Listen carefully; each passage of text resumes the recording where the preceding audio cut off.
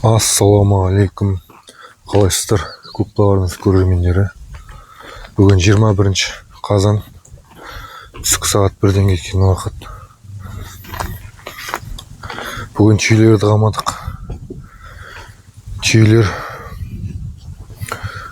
өткенде жауыннан кейін далада су ішіп жатқан негізінде. Даладағы сулар бітті. Даладағы су біткесін түйенің бәрін жинадық. Кеше 3-еуін бір, 4-еуін бір қамап, 7-еуін қамап қойғанбыз, 2 өліп келді. Бүгін таңертең шығып 11 өлекті бір, 7 өлегін бір айдап келіп түгел жинақталды енді. Түгел жинақталғанда далада бір мая қалды, таудың астында жүр. Асау бұл қатты. Мәшіннің, мотоциклдің дауысы шықса қашып кетеді, мотордың дауысынан. Кезінде солай қуып айдап тастаған ғой. Сосын өлек жоқ бұл жерде. Өлек көрші ауылдың түйелерінің жүр, мана онда таңертең көріп кеттік. Оның бәрі мында айдай келіп қосқанмен сол түйеге үйір болып қалған ба, кетіп қалады. Жаз бойы сол түйелермен жүр. Ол әлі жараған жоқ, бұйырса ертең жараған уақытында ұстаймыз. Сондай.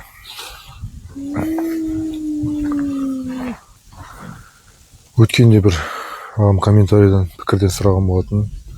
Өлек Нармаяның баласы ма деп. Жоқ, Өлек Мая түйенің баласы. Әкесі де Өлектен қайып туған ғой. Бірақ өте сүтті түйенің баласы, кезінде сатып алған түйе еді. Басқа жақтан қайып келді, сол баласын Өлек қылып қалдырып қойғанбыз. Сүтті түйенің баласы, бірақ сүйегі кішкентай, қатты етті де емес, етсіз еу. Өзіміз бағытымыз сүттік бағыт болғасын қалдырдық. Бұлай енді сыртқы келбеті онда әдемілік емес қой, көрушілер. Бұйырса ертең Өлекті қол бастағанда анықтап түсіріп көрсетемін сіздерге. Мынау осы бойдақ түйелер. Бұлардың ішінде де әлі құрттап жүргендер бар екен бізде енді. Қазір қазанның 21-і болғанмен күн әлі жылы болып тұр, біраз. Қойда да бар құрт, түйеде де бар. Жылқы деген бізге қазір күн ара келетін еді осы уақытқа дейін негізі. Қазір күнде келіп тұр жылқылар, бір 3-4 сақы ерлер бар, үлкен ерлер. Тек солар күн ара, қалған ауылдың айналасының жылқының бәрі күнде келіп су ішіп тұр. Қойда күнде су ішіп тұр. Бізге сәл бір жаңбыр керек болып тұр. Жер шаңытып кетті да. Оларды таңертең, кеше қамалғандар таңертең бөлтік шөп салып тастағанбыз. Қалғандар жаңа қамалды ғой. Оларды енді қазір су айдап барамыз, құдыққа сөйлерін суарып, бәрін біріктіріп өрісіне қарата жібереміз қазір. Сәл бауыр басып тұрсыншы деген ғой, сол үшін алып қойған. Жалпы тайлақтар қазір бөлектеніп жүр. Өткеннен бері айтып жүрмін ғой, күзде тайлақтар суалады деп. Үлкен түйелердің бәрі суалып кеткен. Тайлақтар, өңкей тайлақ бөлек балан ғой. Қасында бір-екі үлкен түйе бар, сол. Олар бөлек, қалған буаз түйелер бөлек. Жалпы мына ішінде үлкен түйелер кілең, буаз түйелер мен мынау. Мына тұрған күрдек мынау. Мына қоспақ та буаз, мынау да буаз, мына маяда. Кілең буаз түйелер, бұйырса келесі жылға 10 шақты түйе туу керек деп отырмыз. Мынау да буаз түйе.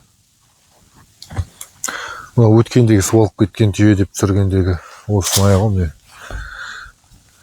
Бұл негіз алдымыздағы жыл қайып келе, оның 27-де туу керек түйе ғой, боталау керек. Онымен даладан жабайы қайып кеткен, өзіміз шөгергеніміз жоқ. Тайлақтар міне, мына қоспаққа еріп жүр. Мына түйеге.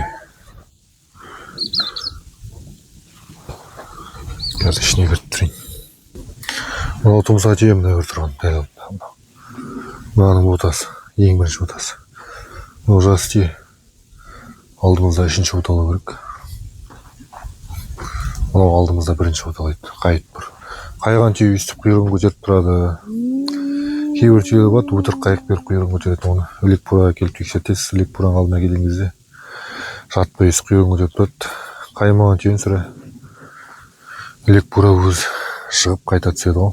Мықты өлек буралар өздері саннан тістейді, қара саннан тістеп жыға береді ғой. Мына жерден ауыздан былай ашылады. тәжірибесі жоқ лепурларға енді қолмен жығып бересің түйелерді. Мына өткенде қорада тұрған мыналар тайлақтар. Олар да өсіп қалды. Не осылар бөлініп жүрген.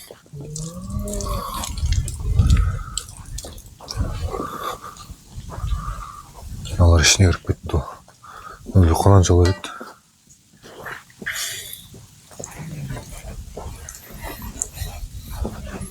Мыналар не бұлар селер осы. Мына үшеуі, мынау. Мына қарсыма атқан. Жаңа бір асау түйе жоқ деп отқан. Оны арғы тұрған түйе.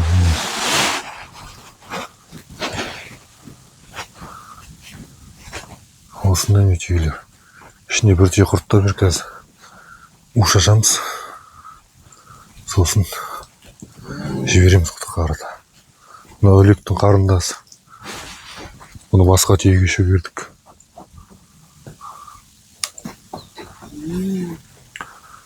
Мына бір түйеде көктемде бот өлтіріп кетті. Оны қайтып шөгеріп қойдық бұл өзі. Қайған шығар деген үміттеміз. Мақта жылғы келатыр құдыққа.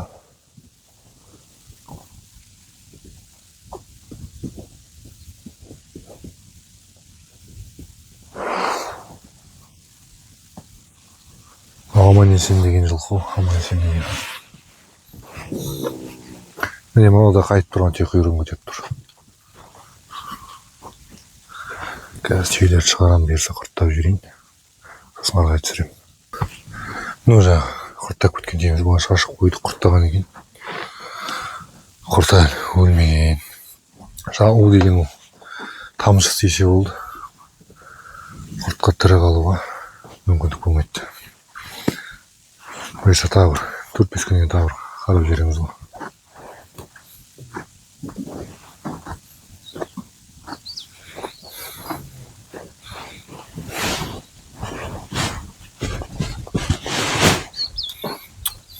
Қазір шығарайын түйелерді. Түйелер шығып жатыр. Хей! Мотоциклін айдап құтық қалып барамыз қазір бұйырса.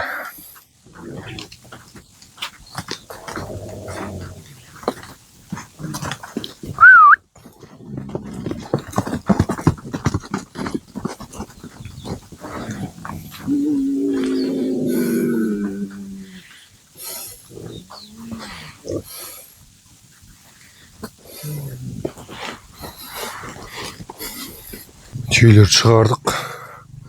Құтыққа бір адам кетті соруға. Өткендегі болашақ айғырымыз балғасқа.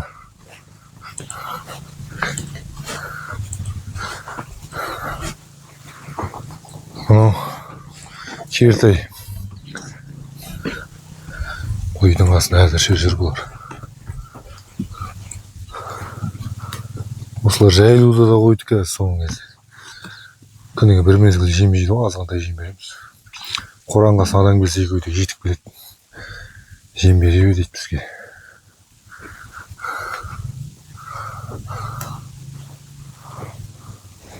Өткенде мінілді ғой шамалы. Соны кішкене біліп жуасыз соған. Бір демалыста мінілген ғой тек. Шамалы бас білдірген содан кейін. Мінілмей қалды. Қой, барайыққа. Бордақ қоятқан сиыр өткендегі. Бұл осылай жамбас шодыр етіп тұрғанмен күйе жақсы болып келе жатқан сияқты өткендегіден гөрі. Сәл көтерілген. Толсын кішкене. Жемді өзі бұзып жеп тұр бұл да қазір. Тәбет шамалы болып қалып тұр. Жеміне тауыспаған кебек пен арпа. Бұйырса енді кешке саламыз.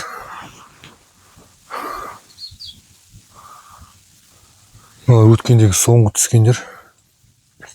Бұлар дәл еккен жоқ, бұл жем үйреніш деп едік. Жемді де толық үйрендік қазір төртеуде. Күйлер өткендегіден гөрі сәл түскен төмен қарай. Бұйырса болады қазір түйе суарып болғасын. Асық қой егіп жібереміз. Ибермекке егеміз бұйыртса.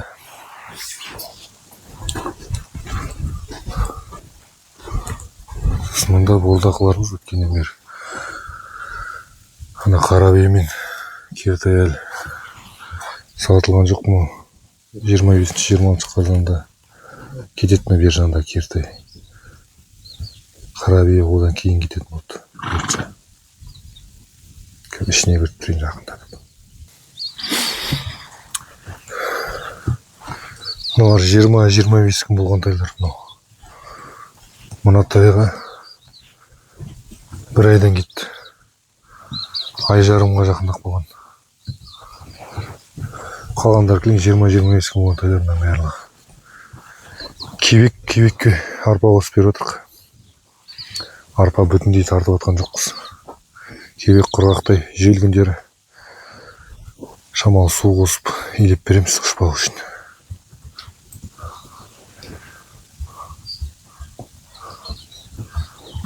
Бие мен кертай. Ей! 20-25 күнге нәтиже меніңше жақсы сияқты. Себебі олар салған кезде білесіздер қатты арық болды. Бұлар бір-бірден егілген. Ішінде тек екеуі мекен екі рет егілді, қалғандар бір егілген.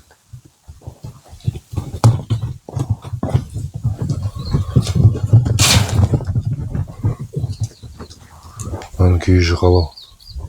Өзі баяу зат осындай.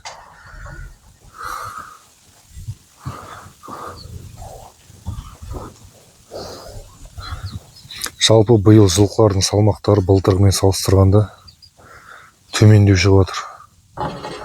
Былтырғылар осы уақытта 200 кило таза ет беріп тұрды. 200-190, қазіргілер 160 килограмм ет беріп тұр. Асып кетсе 165. Жалпы даладағы жылқының да күйі төмендеу біздің жер жақсы болғанмен. Көршілерден, шаруасы отқан адамдардан сұрасаң, барлығында да сондай екен, жемдеп атқандарында салмақтары өте төмен шығып жатыр дейді. Неден екен белгісіз, көп адам шөптің жығымы нашар дейді, биыл білмеймін, бірақ шөп жақсы сияқты маған. Бұлай жылқыдан басқасы күйлі қой, түйе дегендер сиеміз. Өздеріңіз көрдіңіздер түйені, сиеміз түйелер кілем.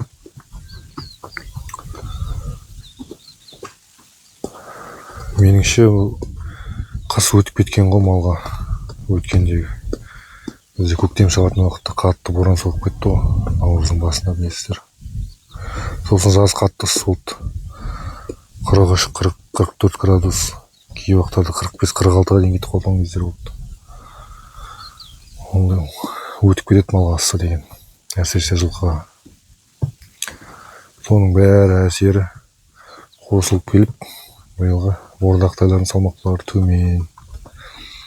Оларды жемден кіру керек болайын тұр бұйырса.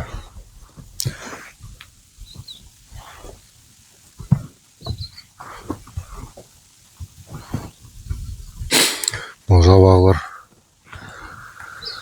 жабағылардың төртеуінде сақау болып тұр қазір. Төртеуінде еу керек.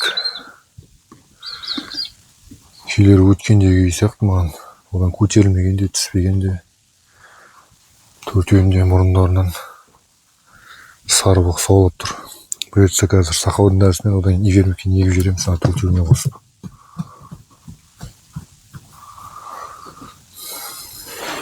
Жалпы сақау дегенде жұқпалы ғой. Біреу ауырса болды, қасындағы түгел жұқтырады. Соның ішінде сақауға мына ірі жылқыдан көрі құлынға қауіпті сақау. Көтер алмай қалып жатады кейбір құлындар. Бұлар енді жем жеп тұрған, көтерет шығар деген ойдамыз, қазір егеміз бұйырса.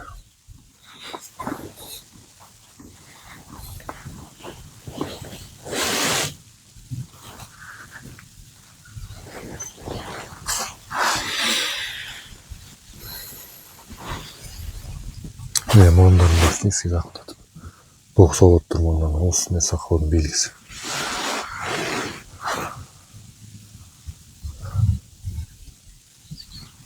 Жалпы салқыннан болады дейді ғой. Бұйырса су дәрісін егеміз қазір. тез барып келгеннен кейін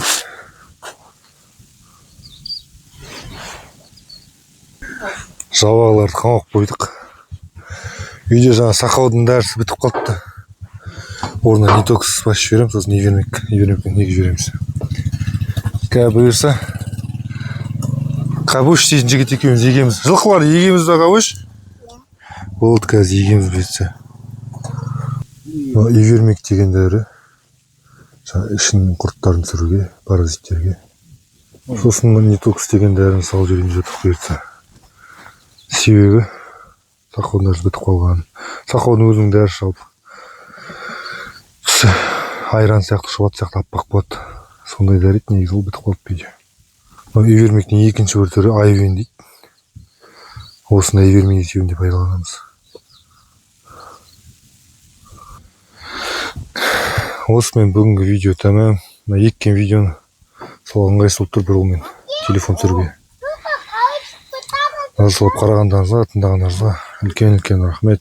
Аман сау болыңыздар. Біз мына жылқыларды егеміз бұйырса.